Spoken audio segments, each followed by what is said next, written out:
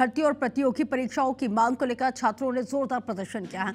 हाथों में तख्तियां लेकर ये सभी लोग कलेक्ट्रेट पहुंचे। कलेक्टर को इस दौरान इन्होंने ज्ञापन देने की मांग पर ये सभी छात्र अड़े रहे।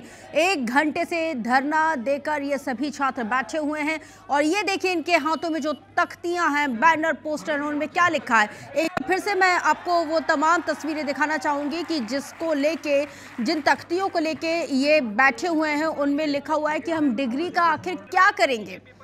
भाई, जब आप नौकरी नहीं दे रहे हैं, परीक्षाओं का संचालन नहीं करवा रहे हैं, परीक्षा आयोजित नहीं करा रहे हैं, हमारा तो पढ़ना लिखना सब कुछ व्यर्थ है।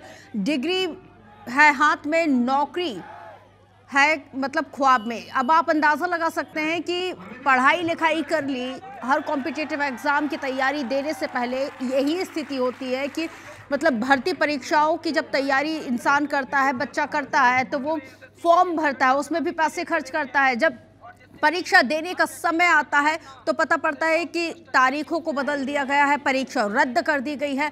और इसी वजह से ये जो युवा है वो आक्रोश में बैठा हुआ है। छात्र यहाँ पे कह रहे हैं कि भाई आप हमें नौकरी दीजिए। तो ये तस्वीरें सबसे पहले IBC 24 आपको दिखा रहा है और ये अपनी मांगों को लेके ये सभी युवा हैं, अपने सुनहरे भविष्य को बनाने के लिए, अपने सुनहरे भविष्य के सपने लेकर यहाँ पे बैठे हुए हैं। वो कह रहे हैं कलेक्टर से कि भाई आपको हमारी मांगों को मानना।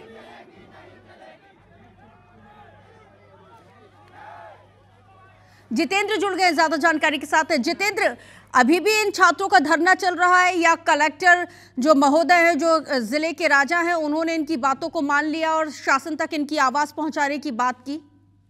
बिल्कुल, लंबे समय से ये जो विद्यार्थी थे अपनी मांगों को लेकर यहाँ पे प्रदर्शन कर रहे थे।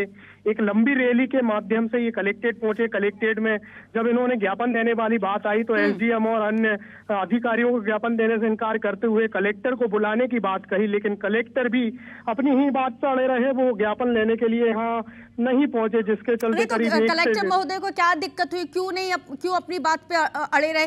कभी ना कभी उन्होंने भी तो कोई ना कोई आंदोलन किया होगा ना, अपने हक की आवाज उठाई होगी ना, वो भी तो कभी विद्यार्थी रहे होंगे। जी बिल्कुल, छात्रों का भी यही कहना था कि ये चयन आयोग परीक्षा, भर्ती परीक्षा जितनी भी होती है, SSC, इनके बाद ही अधिकारी बनते हैं और अधिकारी बनने के बाद ही यदि कलेक्टर और एक जिम्मेदार अधिकारी का यदि इस तरह का रुझान होता है अन्य लोगों के प्रति तो कहीं ना कहीं ये देखने वाली बात है। इसीलिए सवाल करना लाजमी हो जाता है। हम एक जिम्मेदार चैनल है, IBC 24 अपनी जिम्मेदारी को समझता है, इसलिए हम छात्र के हकों की आवाज को भी उठा रहे हैं और हम हुक्मरानों से भी सवाल कर रहे हैं कि आपको जिस पद पर यहाँ पे बैठाया गया है, आप उस पद की, आप उस कुर्सी की गरिमा को तो मतलब वहां मेंटेन करके रखिए, क्योंकि यहाँ पे जो छात्र आंदोलन के चलते, एक रैली के चलते आपके पास पहुंचे हुए थे ज्ञापन देने के लिए, तो आपको एटलीस्ट उनका ज्ञापन लेना चाहिए था। बहुत शुक्रिया जानकारी साझा करने के लिए।